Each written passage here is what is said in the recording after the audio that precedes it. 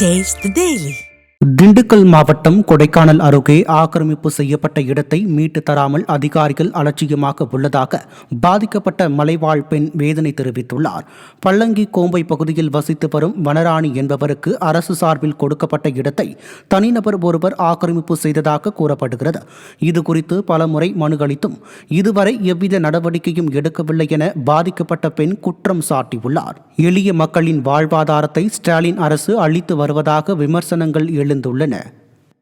பெரியகருப்பு தேவர் ஆக்கிரமிப்பு பண்ணி வச்சுக்கிட்டு அவங்க குடும்பத்தை சேர்ந்தவங்க அனைத்து பேர் ஆக்கிரமிப்பு பண்ணி வச்சுட்டு எங்கள் இடத்த விட முடியாது அப்படின்னு பேசிகிட்டு இருக்கிறாங்க.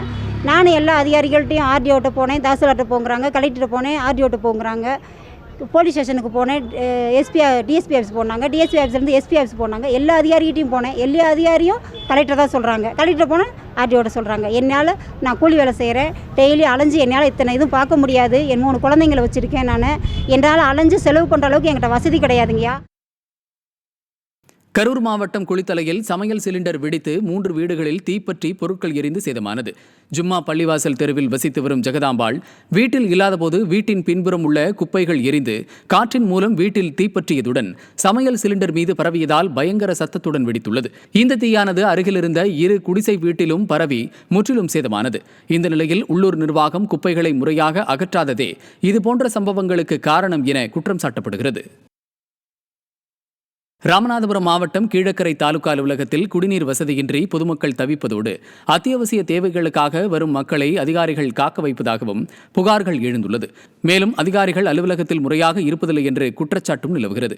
மக்களுக்கான அரசு என மார்தட்டிக் கொள்ளும் ஸ்டாலின் அரசு மறுபுறம் மக்களை அலைக்கழித்து அவர்களின் நேரத்தையும் உழைப்பையும் வீணடித்து வருவது பொதுமக்களை மிகவும் கொதிப்படைய வைத்துள்ளது.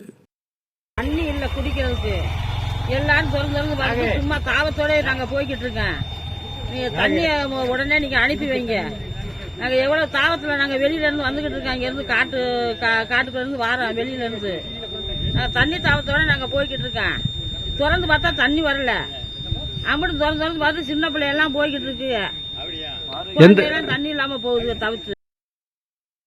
இளம்பெண்ணை பாலியல் வன்கொடுமை செய்த இளைஞருக்கு 15 ஆண்டுகள் சிறை தண்டனை விதித்து காஞ்சிபுரம் நீதிமன்றம் உத்தரவிட்டுள்ளது.